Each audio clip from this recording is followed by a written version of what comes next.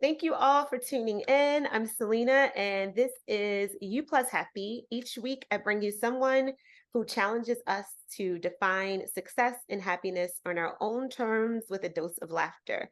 Remember to like and subscribe to the You Plus Happy podcast. You can also follow us on Instagram at You Plus Happy.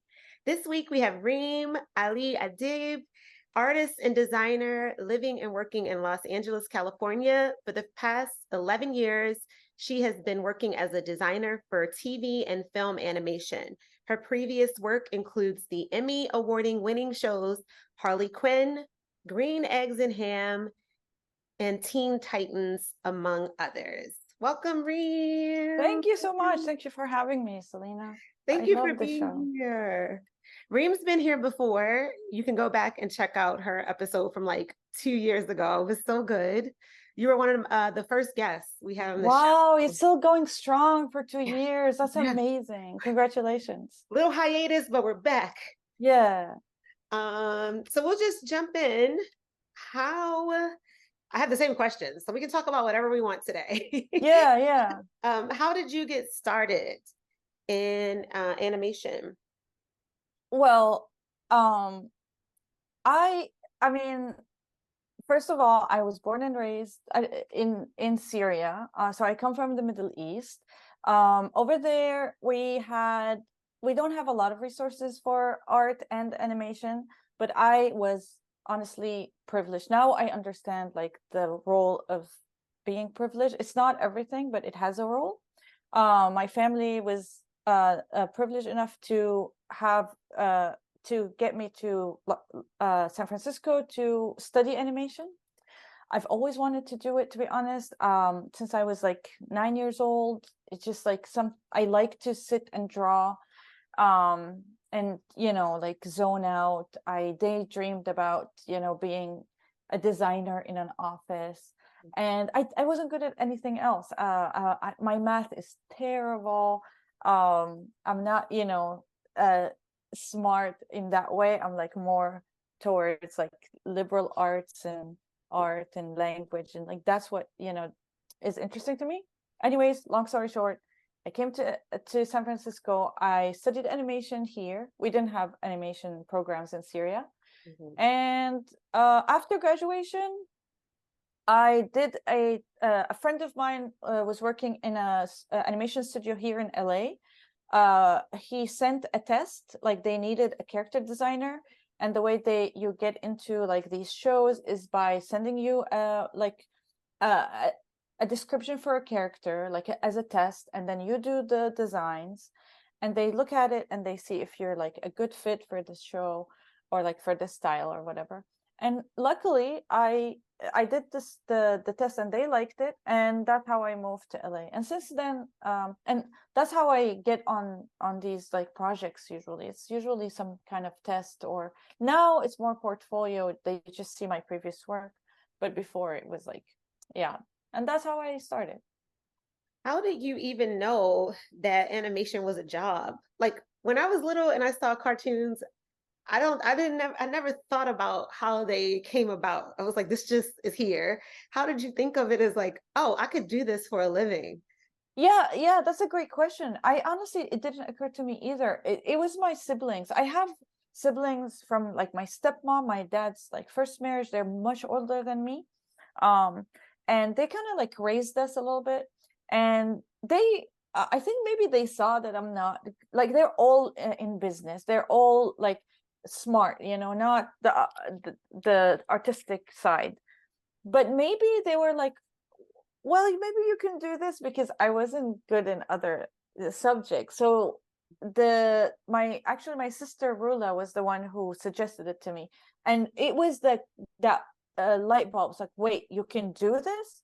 She pointed at Tom and Jerry at the time, like Tom and Jerry was on TV, Warner Brothers, and she was like, you should do animation, like draw these cartoons. And for some reason it just stuck with me. I could not stop thinking about it. So yeah, like even in Syria, I didn't mention, but like during going to art school in Syria, I went for graphic design and visual communication. But I heard there was like offices or like a studio that I was doing animation, and I called them, and I was like, so yeah, like right from the beginning, for some reason, it was like, I guess the answer is like our families, like our siblings. Yeah. I think, and maybe it's like some things are just meant to be because one, you had people encourage around you who were encouraging drawing, like as a Yeah, career. Well, usually that's like something to give kids to do, I just to like know. distract them. And it's not like encouraged to do something for a living that's considered kind of play. Yeah, yeah, yeah. And I love that you said, you weren't good at other things, which is no one's good at everything, right? But you Oh, leaned in to what you were good at instead of trying to be something that you weren't or try to like ignore this oh, talent that was kind of like it sounds like innate, like and like you had to cultivate it and work on it and make it better, but it was something you were innately drawn to, and you yeah. stuck with it, and you weren't beating yourself up for, oh, I'm not good at math, so that doesn't matter, I'm good at this thing, and I'm going to focus on this and concentrate on this, rather Uh-huh. than thinking about what all the things I can't do. You know what, Selena? It makes a really interesting point, because I never thought about it this way. I've always thought about, like, I some little bit fulfilled what my family wanted for me. Like they were all like they did business, like they worked as like um in like pharmaceutical, but for animals. Like that's what my family business my yeah, my family's business. And so I think they were like thinking like, oh, we can have one member of the family who is an artist. That would look good. To be honest with you, like that's how it, I think they looked at me, and I fell in line immediately. I was like, finally, I can be somebody. Because I think I had dyslexia and ADHD in school. It was excruciating for me to finish homework. Mhm. And even though I loved language and I love writing, I still do. Um, but I just felt like I'm never good enough. So I when I found art, and I was like, oh my God, I can be good at something, I just hung out, clung into it, if Yeah. that's a word. I think it makes perfect sense. I'm glad like you stuck to it, and again, like not focusing on the things that you didn't do well, and then you found Mhm. something that you excelled in, and like pursued it 100%, and you're still doing it to this day, which is like you've been doing it for I know longer than 11 years, not to call out Yeah. age. No, but it's true. Yeah. So it's something you've been consistent and diligent, and then that huge, I don't want to put words onto you, or how or emotions onto you, but how was it moving from Syria to San Francisco? Oh, yeah, that was, if I knew what I know now, I would have like thought a lot more about it. I think when we were kids, maybe sometimes like these kind of decisions are good to make with not full knowledge. Mhm. Like a Yeah. little bit of magic, a little bit of irrationality. I Mhm. honestly think it's really important, Mhm. because I had no idea what it means to be an immigrant. It's terrifying. It's a lot of work. It's very crazy. And an immigrant, no matter what you are leaving your culture, you are leaving your people. You that's it. Forever you don't belong. I mean, you do, of course you do, but when you go back home, you're like, I don't know, like I'm not exactly in line with these people, and the people in the country you live in, you're like, I'm not completely in line. Now I'm much more like in tune with the Western culture. But when I first came, yeah, I had to learn everything. Like everything was a cultural shock. I remember when I first came to the airport in San Francisco, when I arrived.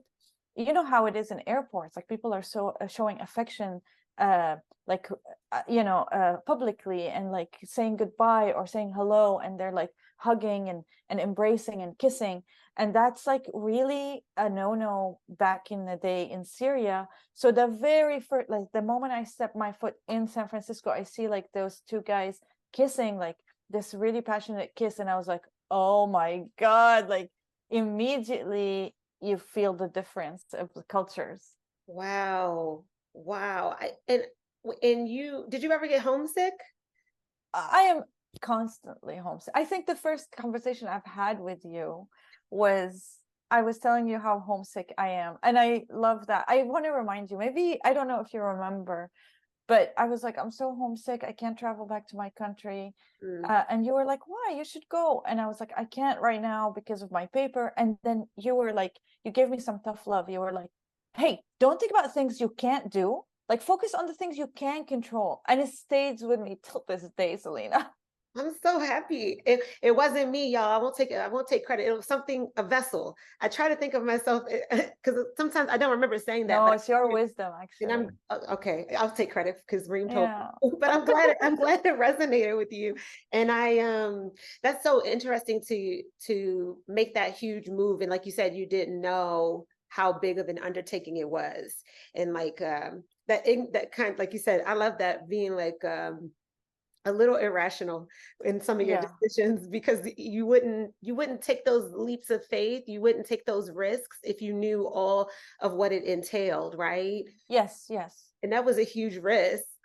I honestly feel like the universe reward people who take risks. I really do, because thank goodness, like if I didn't travel, I wouldn't have been able to get a degree and work and then support my mom. And then we didn't know there was going to be a war.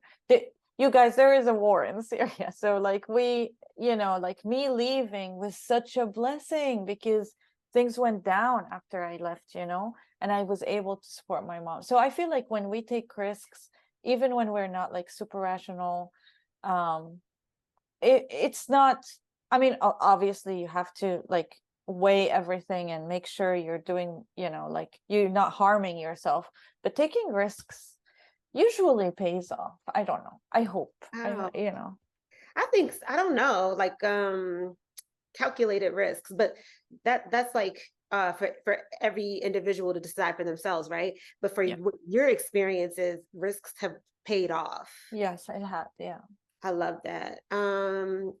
Okay.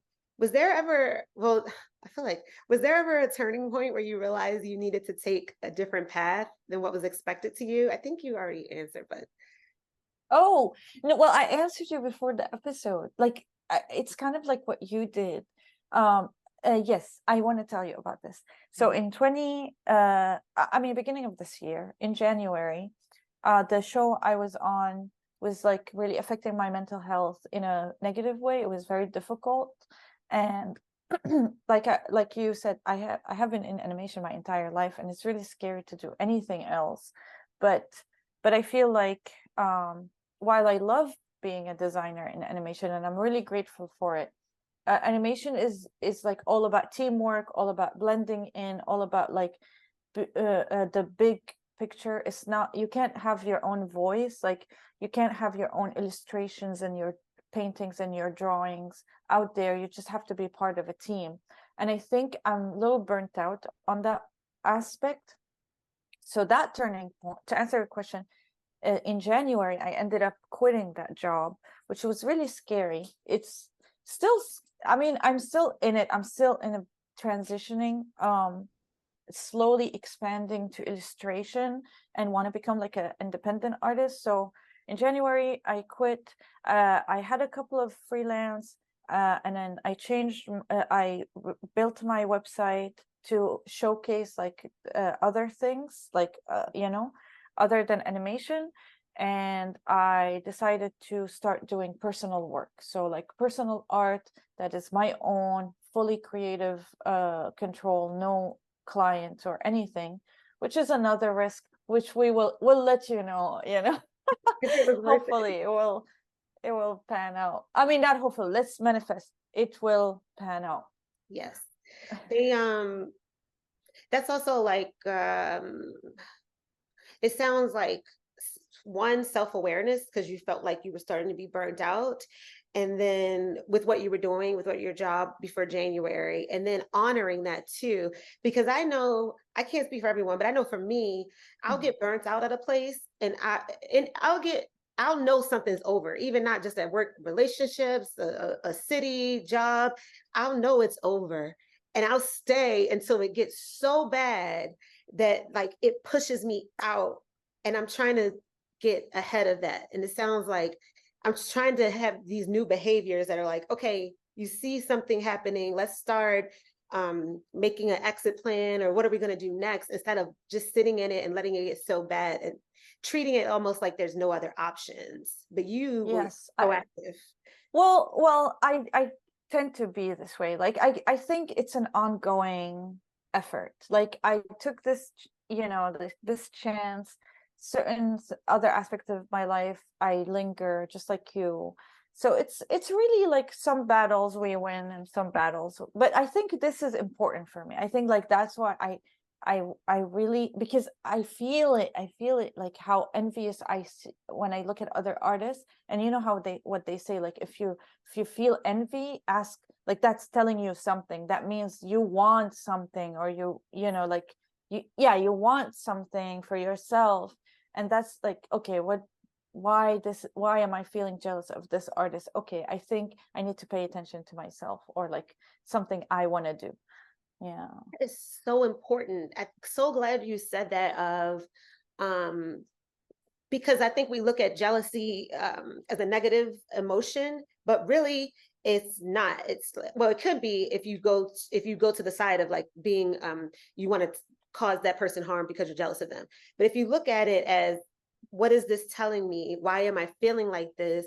You get answers. It's an opportunity to learn. And it's so funny. The first person I had on this new round of You Plus Happy, we talked about being haters.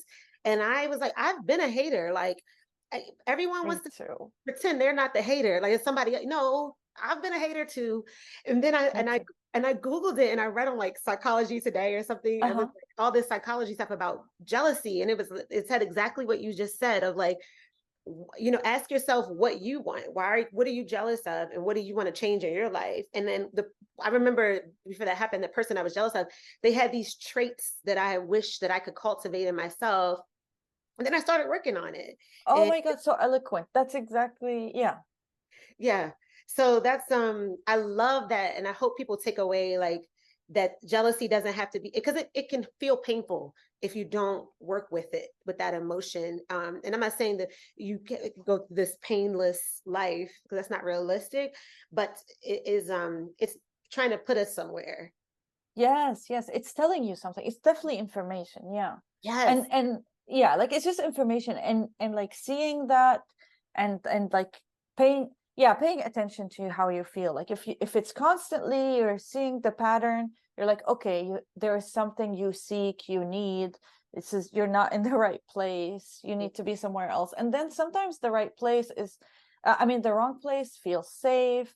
It's a safe job that is, there is money, there is benefits, but, and that's sometimes hard to leave. Like you're like, well, I'm crazy to live in this, like in these crazy times, but I I'd rather try it and fail than always think, what if, it's Right. terrifying to me. Like it's to just say, what if I have, like, you have to try at least, Mhm. yeah. One of my favorite quotes I heard, Pete Holmes, he said, a life following your dreams isn't pain free, right? And so I think they say, follow your heart, follow your dreams. And I think we equate that to, oh, we're going to have this fun, blissful life of joy. And it does have that. But there are growing pains, and the transitioning and all that stuff. 100%, yeah. I mean, to add to your point, my therapist said that to me, like when I was like contemplating, I don't know, should I do it? She said, it's not about like going to a suffering free. It's about choosing a suffering you prefer. Like, do you want to suffer inside a corporate job for which some people love and some people thrive, and it's just an example. It doesn't say I'm like saying something negative about corporate job, but like, what kind of suffering do you want? Like some people don't want to like hustle for clients or like answer emails or like do all the aspect of business. Some people love to for all this stuff to be figured out for them, and then they get the paycheck and they do their own thing. So it's like it's really depends on your kind of suffering, the one you enjoy. And once you're like I accept there will be suffering. I'm enjoying the suffering of like doing my own emails because I get the creative freedom, like I paying the price of creative freedom. So it works out, but yeah, no, there will be suffering everywhere you go. Yeah.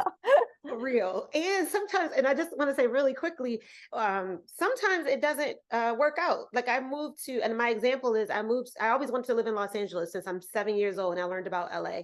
And I Uh-huh. moved to LA in my 20s and I mean, there were good things. I met you. There were some good things. I was there for 6 years. But overall, it was not a good move for me. It was not the place for me. And so some dreams, hey, but I don't Yeah. regret the move. Like you said, I would have always been like, what if? And I did learn a lot, but it didn't go anything like I thought it was gonna go. Oh, It and you really- you can say now, I lived in LA. You yeah, know what it is to live in LA. You gain experience. You like gain a dimension. It's like so yeah. cool. Yeah, and that's so there's no regrets there, but it was a thing of like it didn't go how I thought. I was like, oh, Yeah, yeah, my yeah. dream place, I'll be here forever. Like, think But again. but it's life. Like, oh my Yeah, God, like imagine like yeah, people who don't make mistakes are the ones that don't do anything. Like we're all gonna like try things out and things won't work. So no, I'd rather do that. I'd rather do that. I yeah. get FOMO, Selena. Oh, I do too. I do too. I'm gonna keep taking risks. I take more as I get older. You know what? I just got this. It's like a muscle that the more like if you take a risk, you're more willing to take more. As Uh-huh, you uh-huh, take, uh-huh. but this it's the first few, right? It's like working out. Oh my God, I love that. I love that. It never occurred to me. Yeah. You're right. It's kind of like you break the seal and then you're not fearful anymore. You're like, I don't care now. I failed, so this is not a scary thing. Yeah. And then you have a I little love it. I fear. love it. I do. I I never think thought it's about it. important. Yeah. I never thought about it like that. Thank you, Reem. This is why I love the show. I I love love the talking to show. you.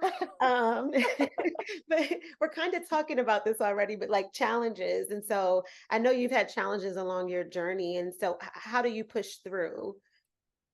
Mhm. Oh my God, this is such a great question. Okay, pushing through seems to me, I mean, I'm starting to like learn about myself after living alone, but I think discipline Mm. I'm an anxious person, so when things get overwhelmed, I find myself sticking to a routine. I find myself waking up early, doing like cleaning the house, walking the dog.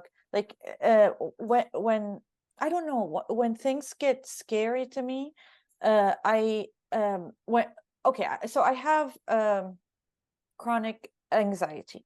Mhm. And my anxiety is the type that I start self attack, like, oh, I'm not good enough, I'm not good enough, And then the antidote to that has been, okay, I'm gonna wake up early, I'm gonna cook at home and not like cook healthy, I'm gonna not smoke weed. And then when I do these things, I cope with the challenges.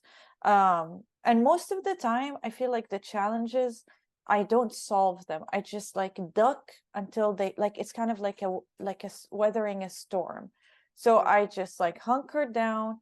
I get disciplined. Like I'm like explaining to you what I'm doing right now because right now we're because of the strikes. Oh yeah, we should tell the listeners like because of the strikes, because of like the streaming wars, it's been a little bit difficult to find animation job, and many of my colleagues and I haven't been working. And I found myself um I found like the way to weather the storm and weather the challenges is with discipline. I find like it calms me down when I sit and do nothing, or like when my days just drag. I get a lot of anxiety at the end of the day. full of quotes. One of the quote I repeat a lot is a idle mind is a devil's workshop, right? And so Oh, that's like I think it's Napoleon Hill. It's somebody from back in the day. But so and oh, I thought about that a lot. So it sounds like you're not distracting yourself, but giving yourself, your mind, healthy things to do. So the discipline and the routine and yes, routine, yeah. going for taking your dog for a walk, which is also you go taking yourself for a walk too, Yeah, being yeah. in nature, and then making yourself meals that and then that's nourishing your body in more ways than one. And so it's like you're keeping yourself focused on the things that you know work for you. Yes, So exactly. you have those tools, right? Yes, yeah, exactly, yeah. Yeah. So I would I think, mean, it's also like it's really important to not isolate. Like, yeah, you I am in my routine, but it's important to not isolate, to connect, to try. Sometimes it's hard, but like to connect with other people, ask for help. I'm so bad at asking for help. If any of the listeners, or if you have any wisdom for me about asking for help, like I want to work on that, because everything is better when like teamwork seems to have better project than personal work. Like personal work is, you always need more people to achieve big things. So I feel like asking for help is like essential, but I have such hard time doing it. me too. Yeah, I don't know. That's one thing I don't have a lot of wisdom on because I tend to well I'm getting better but in a different way. So I've like I've told you before, Reem, of like I've lived in these different places by myself, and so I might move somewhere and I don't know anyone, kind of like where I am now.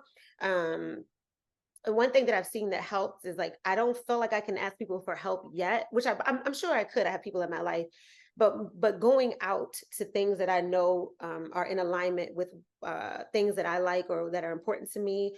So like there's and I wanted to live in a city with a lot of opportunities and things to do, and Atlanta has those things. And so right now I'm big on networking in the creative spaces because I'm going to meet, maybe I can meet people because I want my career to grow. And so it's twofold. I get to meet people in the creative world and I need to meet new people. I guess it's threefold. And I'm like hoping to, and I know not everyone, but maybe these could be professional relationships. They could also maybe one day be, personal relationships and be friends. But what it does ultimately is like it eliminates that isolation. So I don't go in Oh. those rooms and say, I'm having a rough day, but like, No, no. Yeah, yeah, but yeah. you know what I mean? But go in and like with my game face on, and it takes away that idle mind and that isolation. Oh, I So love that. I find that those for me has been helpful if I don't want to necessarily ask for help specifically.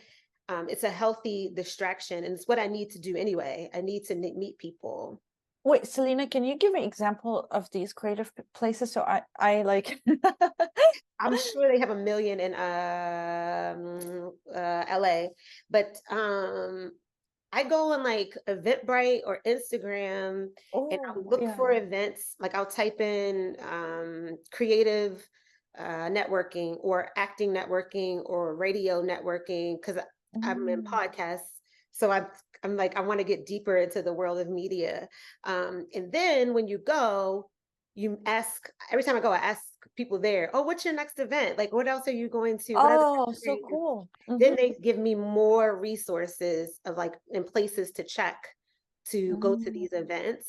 And I I find love it that. helpful because I like to be around creative people.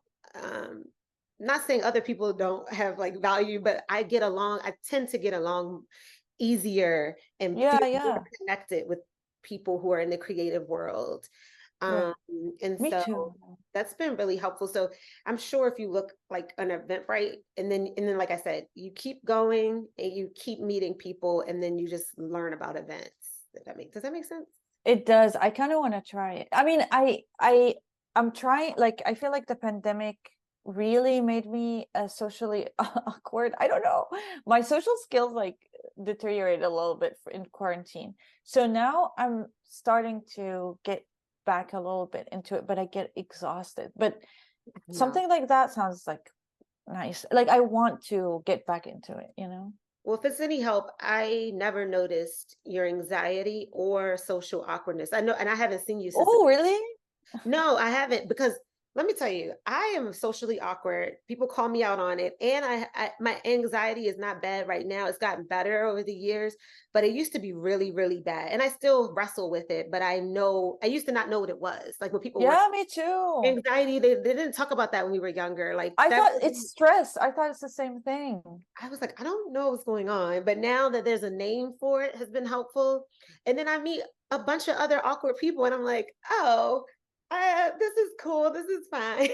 I think like just creative people are awkward, and that's why we love to be around them because it's like, you know what? It's they understand. So really what I'm saying is I just want to be around other weirdos. like, Oh my God. but not calling other people weirdos. I feel like a weirdo. And I just those Oh, are I my love you, people. Selena. Same No, no, it's like the weird does, but in the cutest way. yeah, in a positive way. And I want to be Yeah, in a around positive way. them. So but we will stay in touch. You have to let me know how those things work Definitely. for you. Def- Um, okay. In okay, when you feel like when in your life, in your career, you feel like you failed, what do you do with those failures? mhm. Yeah. So in the world of animation and in Los Angeles, failure and rejection is rampant, is everywhere. I am being rejected as we speak. Like seriously, Oh, there's I so know. much rejection. Yes. Yes. You apply for tons and tons of projects, and most of them don't pan out. Everybody's here are trying to, you know, to make it here, and you're like the competition is crazy. So I think number one is uh the mindset. So think of the failure as like I gained a shield, I gained like a thick skin. um uh, and also it's kind of like jealousy. It's like, oh, it's information, what do I need to work on? So like if I didn't get this job, uh well watch out to not let it reflect what like tells you who you are, because simply this is not true. It can be multiple things. It can be they found someone within the company. It can be they blah blah blah. Like it can be so many things. But so first of all, don't take it personal. It's life. Then it's information. Okay, so this thing needed color. Let's say, like for example, it needed color. A lot of my portfolio is black and white. I need to add more color.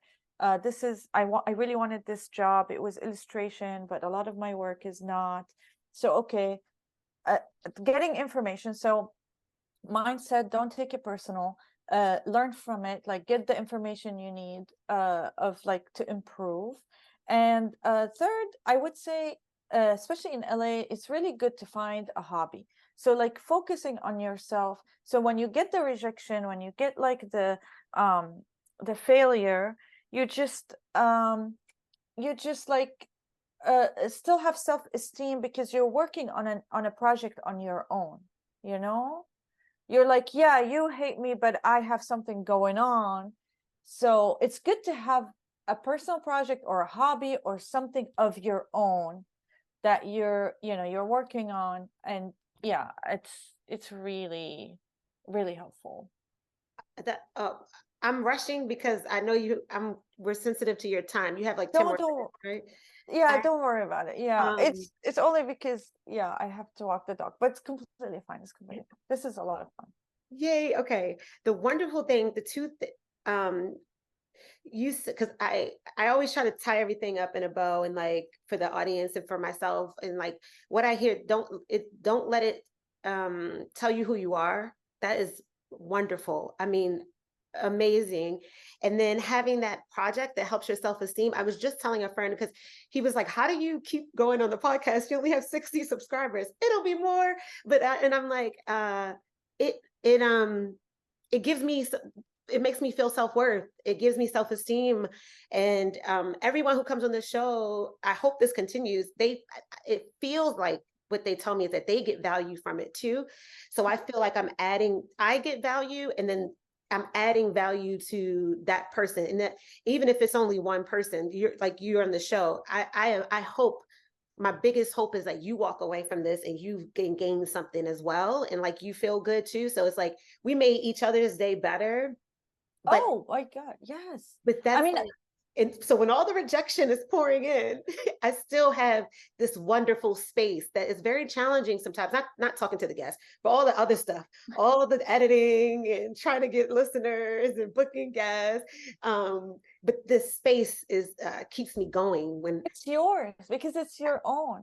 yeah. I mean, well, I have to say about the, well, number one, about the 60 subscribers, like we take these for granted. Like imagine sitting and talking to 60 people in a room. It's like, it's amazing and it's big deal. And just like you said, just one person taking something out of it is enough for like for me. And yeah, it's like, and the last time I did this podcast, I love this podcast, and it shows up in my like when it's really it gives me support. Like when I Google my name, I get like you plus happy, by the way. Like it gave me a lot of support, and it taught me things. Like the last time we talked, you guys taught me about like redefining success to what makes you happy. And success, that was actually a very a new concept to me, is that success doesn't mean money, kids and house, and you know, like you define success in a way that makes you happy. And it resonates with me every year, because like I tried the getting money and just being in a relationship, and I wasn't happy. And now I'm like, oh, I think success is like not being so, not having a lot of money, but doing my own thing. And that was from You Plus Happy. So I love this podcast. Thank you, Reem. I'm glad to hear that. And I that's a reminder to me too, because even though I do the show and we talk about redefining success for ourselves, like I've still fallen into some of the programming, right? Of like, Sure, the rat race, gotta, yeah. I'm at this age, so I need to be married. I'm at this age, so I need to have a certain thing. And it's like, I have to remind myself to, I have to program my mind and like not run on, society's program. Absolutely, And it's yeah, like, yeah. it's almost like, it's not, I don't want to say a fight because it's not resisting, but it's just consciously being like, okay, being aware of like the choices I'm making and making sure that I ask myself, where are these choices coming from? Where is this desire coming from? So I make Oh, I sure. mean, I think it's a little bit of fighting. Yeah, I was like, I don't want to use that word, but like it is. It is, because the mainstream is really strong, especially for women, like not being Yes. married for women. Uh, can I tell you like this story like really quickly? I have a friend of mine. She just um like she just had like a relationship like hiccup, let's call it, and like she decided to cancel the wedding, you know. And the amount of like sympathy pouring from everyone. Oh, I'm so sorry. Oh, I hope you feel better. Oh, it's like as if it's the worst thing that happened to her in her life. And she's like, she's working, she's really successful, she is paying her mortgage, like she has a house. So like people still saw her not being married, or like her canceling her wedding, as the worst catastrophe that ever happened to her, even though it's just a relationship. If that happened to a man, like people would be like, oh, he's free now, it's all good. But for a woman, it's like suddenly this huge thing. So I want to talk about that. Like, yeah, it is fighting the stereotypes of like you know, like the stereotypes of women needing to, like the most important thing about a woman to do is like to get married. It's like, oh, Yeah. whatever. Like it's not, I mean, it is sad to cancel plans, whatever it is, even if it's a birthday party. But what's important is that she's happy and she didn't get into into a commitment that is not good for her. So Yeah. it can No, be hard. I 100% agree, Reem. And then I was telling you before we started the show today of like when I jumped into something to appease my need for like fitting into society, conforming into that, but also what was expected of me around me. Like, and then I felt like people thought that I wouldn't get in a relationship or serious, and like that no one would ever like want to marry me. And so I was like, I gotta prove them right. But there's a lot of layers that I hadn't considered until after. And I think it's important to like be, and I know other women who have done that. And then they're in these relationships that are, I mean, horrific. Some are horrific. So some of it's Definitely. like, I'm not Life-threatening. happy. This, like their lives are like ruins. And Yeah. so and that's extreme, but it happens. And so I think it's really important for us to not jump into it, because guess what? We're the ones who have to be in that relationship, and we're the ones who have to deal with the consequences of the relationship. Not the people. Yeah. And so I got in this to appease you, and now I'm the one who has to deal with all the stuff that came after. You're just fine living your own life. So I think I agree with you, Reem, of like, we got to make these decisions for us. And it is bumping heads with society sometimes. Like it is like the mainstream is certain way. So it's good to keep reminding ourselves, like society is, you know, like, is this my own thought, or is this like the society telling me I should be in a relationship right now? Like, for example, or is this me, or is society telling me LA is like where it's at and where I should be? Like, it's sometimes it's really, what's good for me is not what's like known to be successful. And that's something I learned in You Plus Happy. Thank you. Something I still deal with, not as much, but this is the last thing I'll say about it. Even LA, when I left LA, just like what you just said, I was like embarrassed, because I was like, this is where you're supposed to be. This is the cool place. And this is like a respected, people, you tell people you live in LA and they're like, wow. And so that was something I wrestled with. I would have left sooner had I not been wrestling with what people were going to say. And I think it's experiences and wisdom and being older and like more secure in who I am. I don't Exactly. care as much about what people are going to think. Actually, I don't really give a damn at all anymore, really. And like, this is my life. I done did enough for y'all, for I love society, it. for Yeah, family. yeah. Like, I did enough trying to please y'all, and I was very unhappy. And so now it's like I'm making decisions for me, but it's also based on all the mistakes I've made too. So I know Yeah. like how to choose things a little bit better for who I am. And yeah, like I said, I live with these decisions, not you. Exactly. So, Exactly. so like, but anyway, I think we're helping, Reem. I think we're helping people. No, we are. And I mean, if no one, for me, it's like such a like cool conversation that it's like whatever. It's such a interesting, like, because we don't verbalize this stuff. You know, you like, No. you live it, and but you don't talk about it that often. So it's like so, it's cathartic. It's really Yeah. therapeutic. And I love that I get to talk to you about it and you get it. And like, yeah. So since we're talking about success and the show is about defining success for yourself, what is success to you now? Oh, yes, I have better idea than the last time you asked me.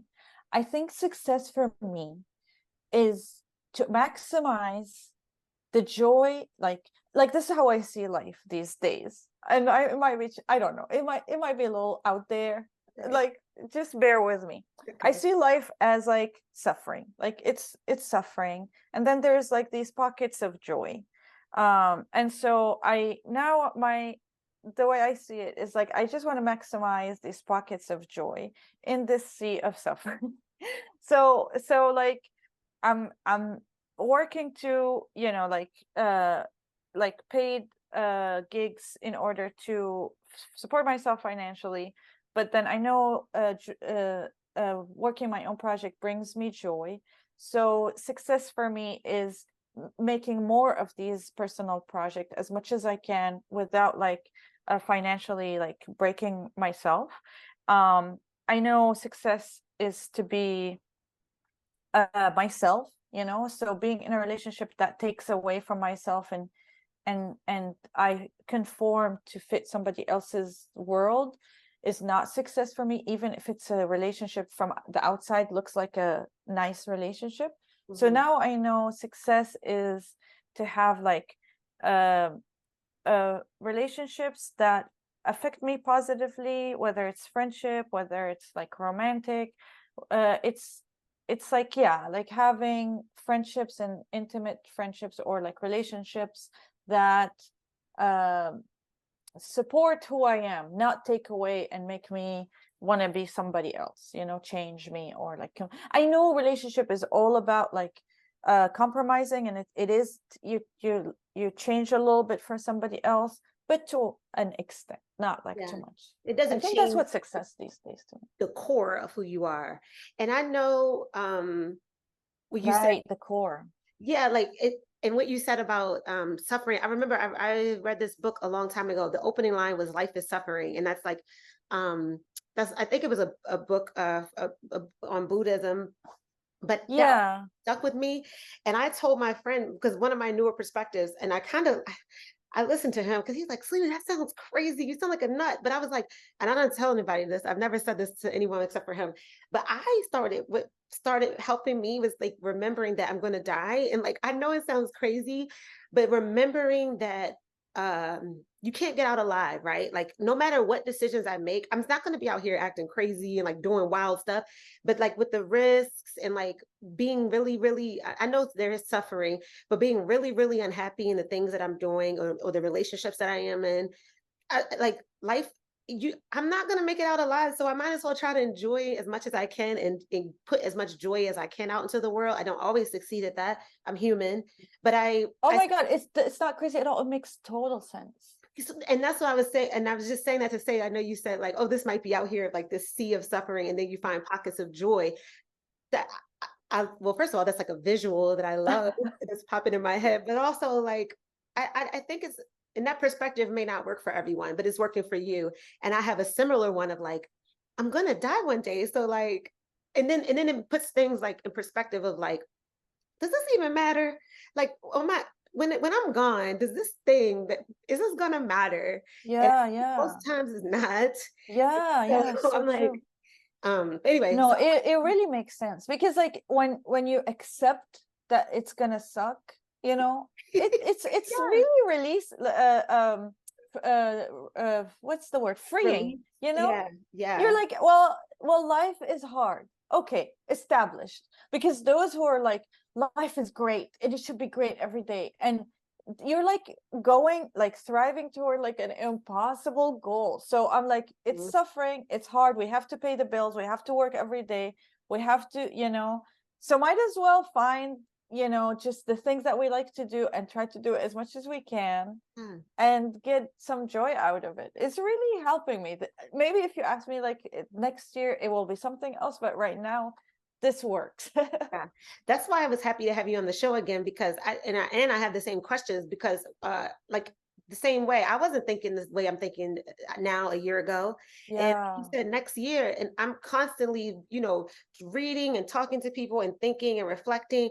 I'm not gonna be, I might have some different stuff to say next year. Like You're I growing. Yeah, you're don't, growing, and you're like evolving, and you're yeah. learning. It only means that you're amazing, because those who don't change, uh my ex used to say that, he used to say like, oh, people don't change, people never change. I'm like, you're talking about yourself, right?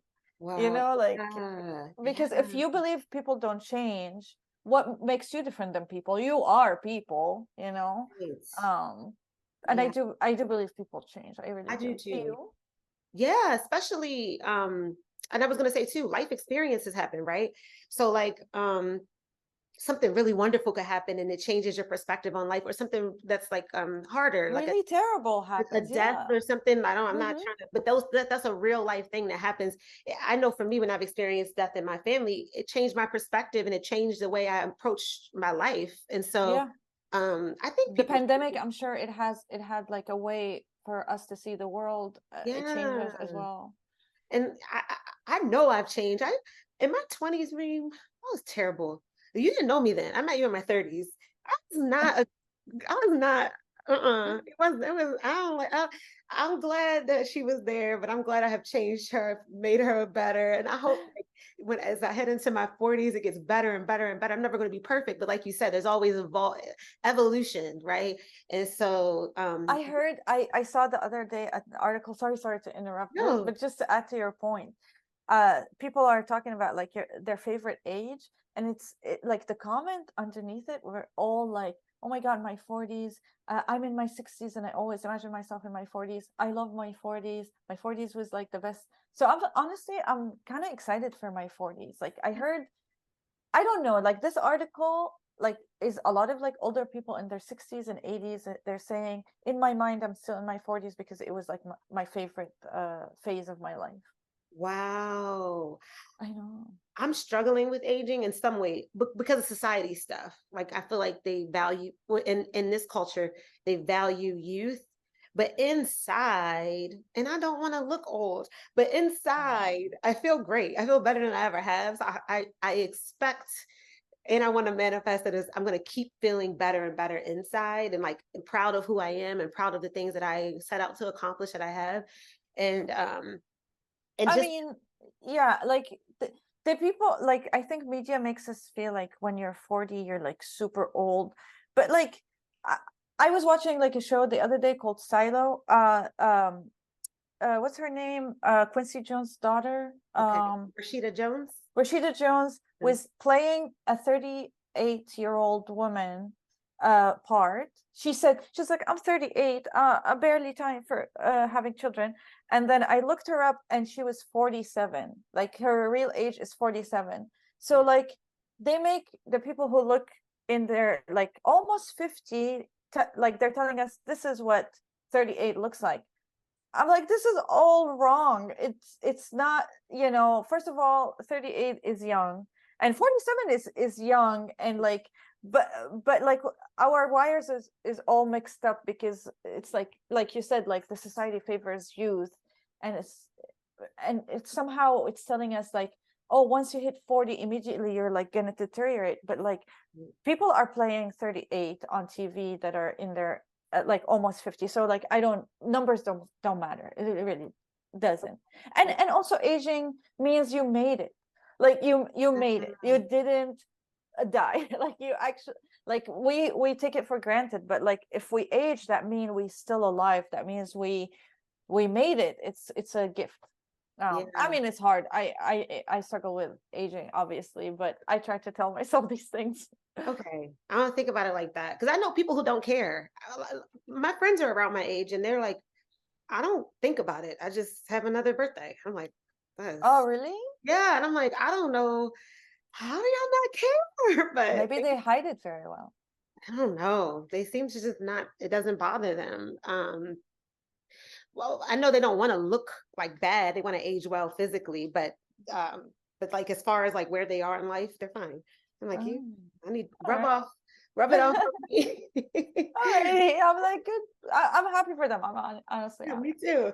I'm gonna get some of it. You should interview them and tell us the secret, of like That's not caring about true. aging. I should. That would be helpful. Okay. Mm. Who or what's your biggest motivation? Motivation. Mhm. Oh my God. I'm not proud of saying that, but we are honest here. Yeah. Right now, my motivation is fear. Unfortunately, I don't know. I need to be better at it, but I'm being honest. Fear of poverty, fear of being forgotten.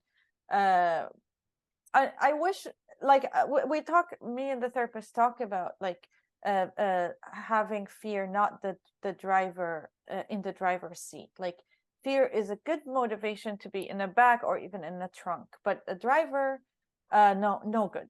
It should come from something positive, but Mm. I don't know right now. Right Yeah. now, this is where I am in life. Is the drive is coming out of like fear of not like fear of missing out, fear of I'll tell you maybe to make it a little bit positive. Like I wrote this little booklet. I self-published this little booklet like last couple of months ago, and I try to have fun in every step of the process, because usually with personal projects, uh, fear is driving. It's like, oh my God, I'm gonna miss the deadline, I'm gonna like not finish it. So this one I was like, you know what, I'm gonna just have fun in every step of the way. And to my surprise, I finished that project. Other project that fear is leading, usually it's just I buckle. um so here, that's the positive thing I can offer, is that I'm learning that fun and finding joy should be the motivation. But I would be lying if I say it is right now. Right now, it's a little bit of fear in there. I love that you're being honest. And it also sounds like with the other projects you let fear win. With this time, it just didn't win. Like you pushed through it to get your book Yeah, done. yeah. I experimented. Like I read this book. I actually really recommend it. It's Okay. called The Creative Act by Rick Rubin. He's that musician, music producer.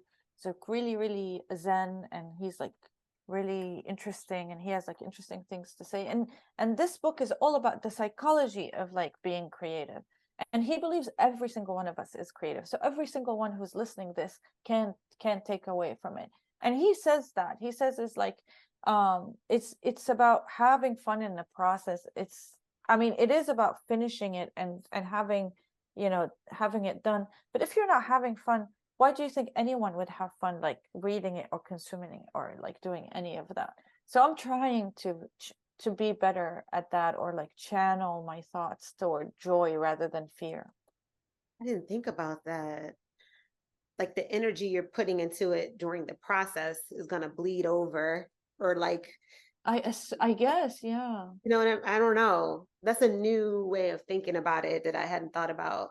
Because yes, a lot of I times, mean, not necessarily. I know like the best shows in the world like had terrible time during production, but they hit it very well. But with personal projects, maybe it will show, or maybe you wouldn't want to do another one if you didn't have fun right? and if it was excruciating. Yeah, because everything's the process, right? The final product is like the shortest part of any project, like Yeah, yeah. when I put this episode out, I will have like, we scheduled it. I'll have to edit it, and then all the stuff that goes on. But then I won't really think about the actual show, this episode again, except for like little Yeah, gems you've given me. But I'm a not little going to bit here watch and it, there. Hmm. again and again. So this part is what matters, like right now. Yeah, That yeah. makes sense. I hope I'm making It sense. does. It does. The journey, really. It is, and it's really is. It really is. Okay. I only have two more questions. Okay. Um, and I'm trying to think, what is something you hope people say about you when you're not in the room now? Mm. I hope I always like to leave people with a positive, you know. I Yeah. don't want obviously for them to say like this nut was here. I think I want people to take some kind of like inspiration, motivation for them to be creative.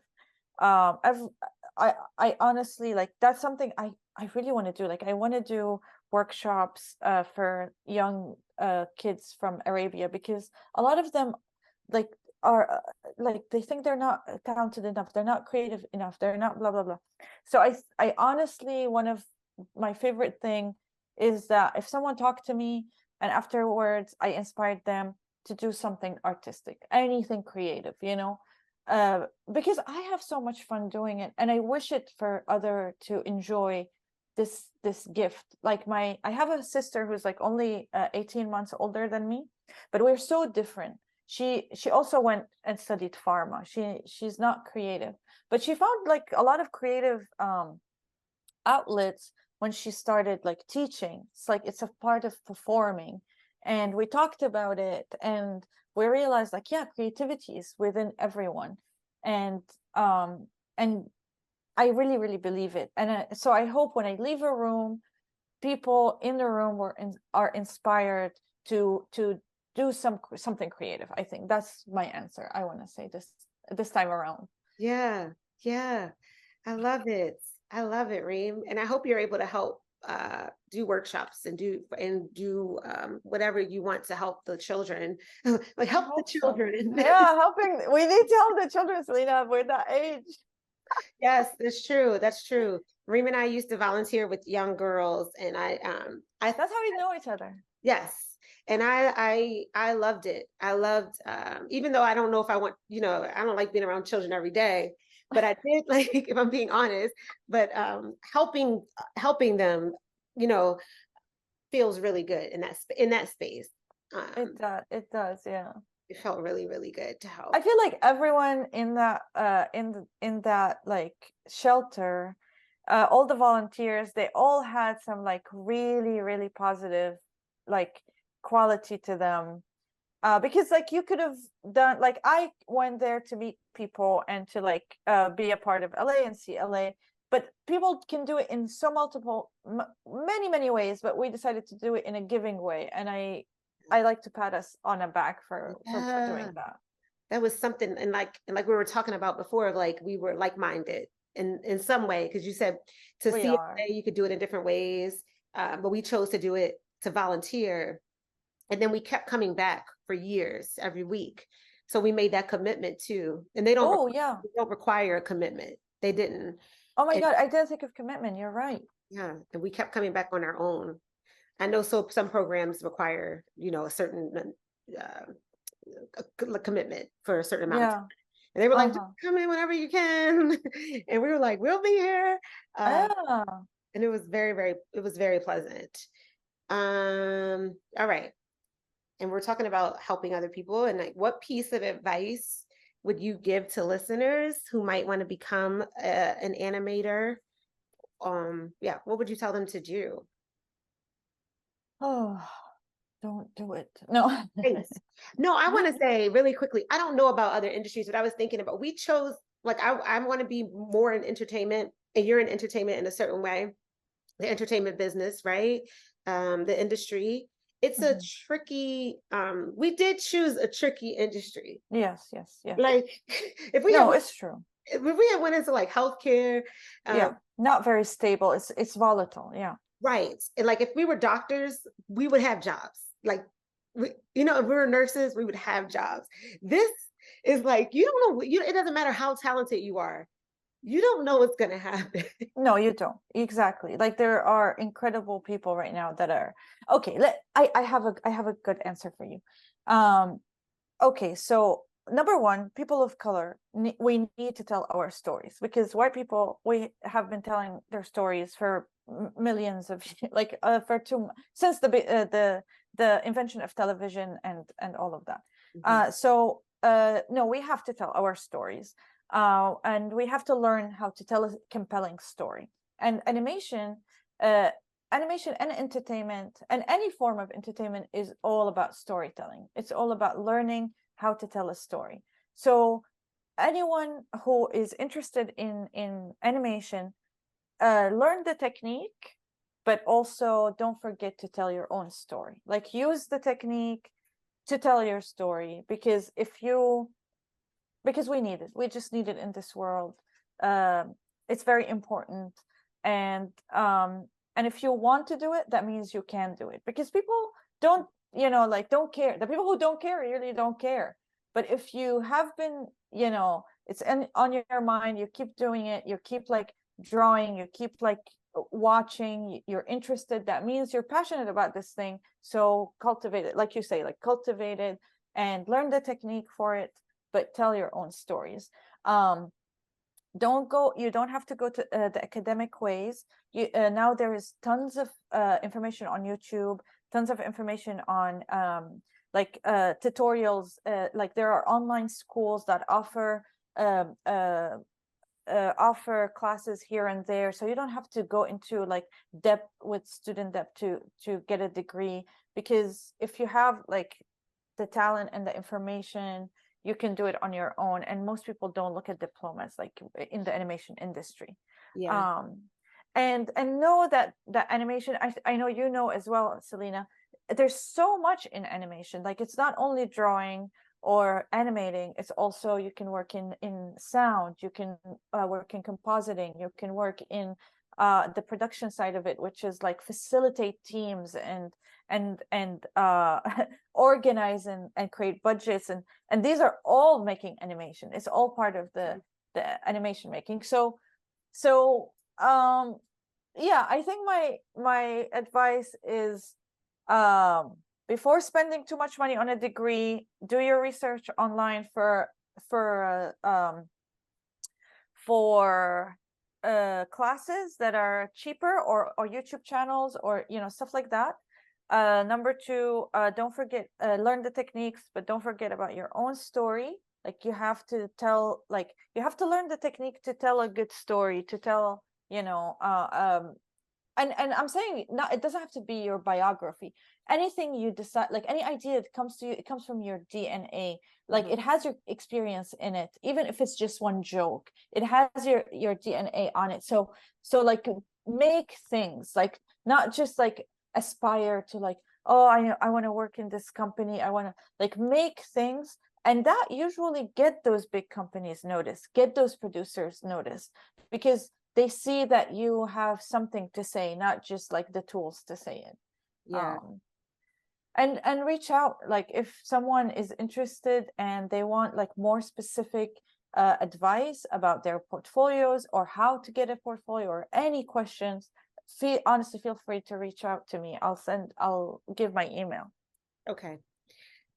Um, and what you said about not, you don't have to go to school and get into debt if that's not like an option for you or something, because that industry is more about your portfolio or more about just showing what you can do versus like what that you went to the most prestigious school I or mean, what. listen, like, prestigious schools always get you connections and all of Right. that. So if you have, you should. But if you don't have the means, that doesn't mean you can't do it, because there's a lot of resources online. Yeah. And there's some classes, like there is something called an online school called Warriors Camp or Concept Design Academy, or the one I'm going to be teaching in is called uh, Los Angeles Figurative Art Academy. And these offer like, oh, and there's also what was it called? Oh my God, I can send a few links. So these schools, like instead of offering like a full program, you just get classes that exactly what you want to do. Like you want to do layout or you want to do character. So you learn your perspective, you learn your anatomy, you learn all these things without like being in thousands of dollars of debt. But if you can, do it, because connections. Yes. So and then I was also thinking too of like two things. If you want to go if let me try to say it as succinctly as possible. I feel like if you're being called towards something, you should go towards it, and you'll figure out what works for you on the way. Because I don't know if I thought I loved acting and wanted to do that, but along the way I started the podcast and I loved the podcast. But when I was coming up, there was no such thing as a podcast, and so, Oh, and I'm saying that to say, if you are drawn to animations and you might not, like you said, specifically be an animator, but if you go towards it, you'll find out all these other things that are intertwined with it, or like that are still in that industry and that world, and it's yeah, things that are not common knowledge that I know people exactly. know, like even with acting, like they don't know all the roles that, and like you know about production, all the different roles there are in that space. And so I'm so glad you were like, there's not just drawing and animation, there's layouts, there's so many other things to think about. So I know, like even on the production side, like people end up making more money sometimes because they become producers and they become execs and they like have the means to have more decision making than drawing. Like some people were like, oh, I want to draw, but like doesn't have to be drawing. It can be many things. Yeah. yeah, I love that. There's so many options. And then the other thing real quick is like, if somebody's not going to go to school for it, and they're doing self-guided things, because that's all that not even all, maybe you just want to get your feet wet, or that's what you can afford. I'm thinking for me personally, and I hope this helps someone, of like, I'm not good at sticking with something long term as a self motivator or by myself. So I either get something that has a deadline involved, or I Mm. promise myself to do, okay, I'm going to do an hour a day for Mm. 5 days. When I was getting a certification for fitness, it was self-guided, and I wanted it so badly, but I had to make a schedule for studying because there's nobody to hold me accountable, right? It was Oh a my God, deadline yeah. to take the test, but I need like structure. And I know everyone isn't like this. I'm Me just saying, too.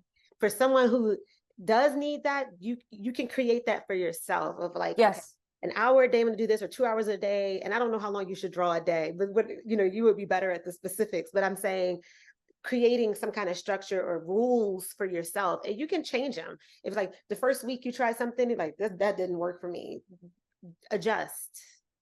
Oh my God, this is gold. The adjustment, it's gold. Like someone told me, a schedule is a living thing. So it's like if it's not working, I used to be like, okay, I failed. Like this Me too. schedule is too hard. I can't do schedules. No, no, no. It's change the schedule and it Yes. might work. Ah, Yes. very. I love it. Trial and error, right? Like, and so I was just throwing that out there. And then the last thing I'm saying, what you said, if you want to do it, you can do it. That is a Reem quote, and it is amazing. Because it's like we're not drawn to something for no reason. Like I'm not drawn to be a doctor. That sounds like hell to me. Like studying like body part, like I don't, no way. But so and I'm so glad other people want to do it because we need them, right? But I'm saying that to I say know. you're drawn to something specific for a reason. Yeah. And if you go towards it, you'll find out why. Oh my God. Like if I can I like elaborate just a little bit. Yeah. It's like all the kids, like Syrian or Arab creatives, they reach out to me. They always have like, can I do it? I don't know if I have it in me. I don't know. Like they don't understand that those that you reach out to me. Not a lot of people, like you reaching out tells me that you want it, that you are, you really want it. But what they end up doing is they look at these artists who are who had a lot of resources given to them. They were born in countries that have programs, or they were born into supporting parents, or they were just encouraged when they were kids, like many many many many things, and they think it's talent. They're like, oh, I don't have the talent. I'm like, no, you have everything, and what you don't have, it's a resource that this unfair world created. So don't make it don't focus on like, I can't do it, I can't do it. Just focus on, okay, what is the resources that I need to be able to do, because you can do it, because you want to. Like other people don't reach out to me, other people don't care, don't make portfolios or draw every day. You and the people who tend to reach out to me on like social media, like the young artists, they tend to be like really good drawers. They tend to be like really like obviously passionate, like, because those who are not passionate, they don't usually have the question of like, do I have it? They don't care. And sometimes they think they're amazing, but those that like those that have the passion, they like they have these questions, they have these like fire in them that is not like our hunger. Yeah. So that's where it comes from. Like if you want it, you probably can do it. Yeah. Even the questioning is telling you that it's something that matters a lot to you. Mm-hmm, I didn't think mm-hmm. about that. Wow. Yeah, Like I it took want to me be. so long. Like it took me so long to know this, until like I started hearing the young generation how they think. I was like, oh my God, I'm like that. Or I used to be like that. Yeah. Wow. I think a lot of gems here today, and it's like a cliche term, but it's like I think you talking about your world of animation is so important. And I don't think it should be ever taken for granted, because I don't think it's an industry that people talk a lot about, like mainstream, Oh, like working in hmm. it.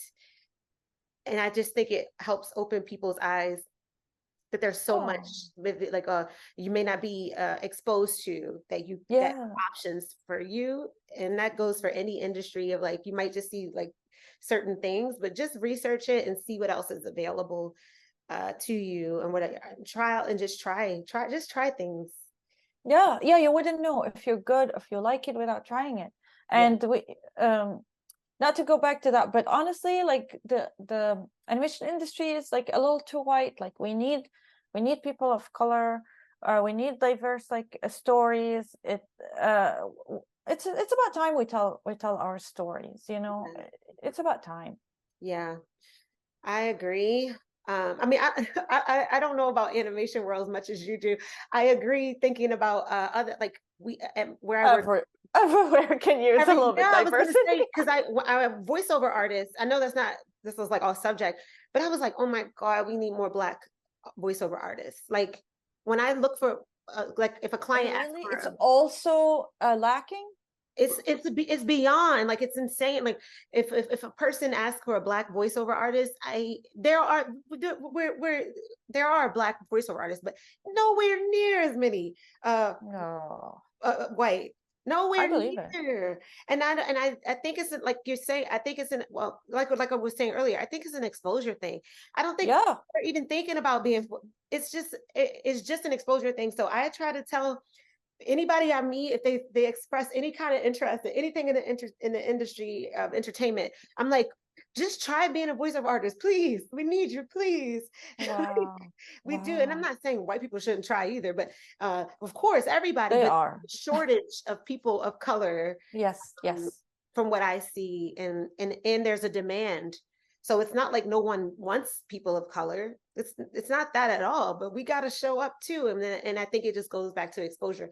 I never thought about being a voiceover artist because I didn't know anything about it. But you Yeah, hear, you don't know it's a career option. It's like an option to make a yeah, living. You just don't like lucrative one too. and also like I mean my culture is like they all the like I got lucky with my family, but most of the dads and moms want their kids to be engineers and like take the path of like more secure. Like I completely get it, but Yeah, I guess it's good to show that no, it's a viable way of making a living, like yeah, totally, and yeah, with many different ways. It can be, you know, on the art side or on the administrative side. So yeah. There's so many options these days for, like you said, viable careers, and we just gotta. We have these computers, and now, and we just gotta like search, just do the research, whatever you yeah, want to do. And very true. yeah, and oh, this is my last thing for real. And we're surrounded by animation all the time. We take for granted. Like I was at the bank and there was Oh, animation on the TV of like before the bank, like we're open this day, like, but it was animated. And since I work in animation, I know that someone drew that and took exactly. hours and was hired and paid for that. And we're around voiceover artists all the time. Every commercial you hear is a voiceover artist. Oh, right, So right. you're always every commercial you hear is a voiceover artist. So even Oh my God, it never actors, even occurred to me. yeah. So you hear them all the time.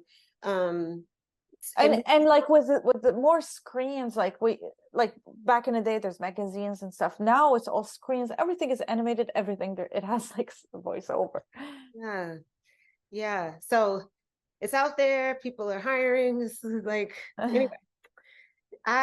That's finally it. I promise, Reem. Do you have anything else you want to add before we close out? Oh, I just want to thank you so much for having me again on the show. And it's always so much fun. It's always a pleasure. I I thank you for all the wisdom you gave me, and I hope I said something that inspires someone to be more creative. Um, yeah, but thank you. I'm sure that you have. And thank you, Reem. It's always, we don't get to talk that often, but it's such a pleasure when I do get to talk to you. I think you're so wise and Likewise. um, and understanding, and I feel free. I could talk to you forever. I feel like I can Me tell you too. all my business and you will understand and not judge me. Yeah, me too. I feel the same. Likewise. And you have to come visit me in LA, Selena. I just went to a party with my friend. He lives in LA, and I'm trying to like make a trip. So if I do, when I do, I will definitely let you know. Look, I have a really comfortable couch. You have a place, you know? So, you Yay! know, so Yes, just come visit. I will. I will. I'm gonna take you up on that. I haven't recorded Yes, yes, take the me up verbal on it. contracts. Okay. And you'll see how it feels like living with a dog. The He's dog. so mad at me. Oh, okay. We gotta go Look because at him. the dog needs to go out. Where is he? Oh, he's looking out. Is he looking out? Is he looking at you? Yeah, he's like one of my look at him. Come on, Oh Mom. my I'm God. ready to go It's so out. Okay. All right. but I really hope, yeah, I really hope to come to you come visit soon. And we'll have all these conversations and Yes. yes. Okay, it'll almost be like a retreat because we'll have so much. Oh, We'll laugh, but we'll have really important conversations too. Um, yeah. okay, thank you for sharing your time with us, Reem, and inspiring our listeners to redefine success for themselves. And thank you for listening. Remember to like, comment, and share this episode. Please review. We really appreciate your feedback. Subscribe to the You Plus Happy channel on YouTube. And I want to get all the links from you, Reem, and put them in the show notes. But the name of your book that you just self-published. Oh, yeah, it's called A Day in the City of Sham Jadid. It's I will send the Ooh. links to you. It's on my website, or it's on in the Time Travel Mart. If yeah, I'll send all these links for the listeners, and I appreciate it ahead of time. Yes. Okay. Perfect. And I will also put your Instagram on in the show notes. Follow Reem because she posts really beautiful work, so you can see it Oh, on oh Instagram my right God, you're now. so sweet. Go. What is it at Reem? I Oh, don't. at Reem Ali Adeeb, you're so sweet. I'll definitely uh it's just my name. Okay. Thank you. But yeah, we'll get you all the links for sure. Okay. All right. Check out her work. I'm serious. It's beautiful. And so we'll see you next week. We ask our guests to say our tagline, which is we'll show you our definition of success if you show us yours. We'll show you our definition of success if you show us yours. Yay. Thank you, Reed. No All right. problem.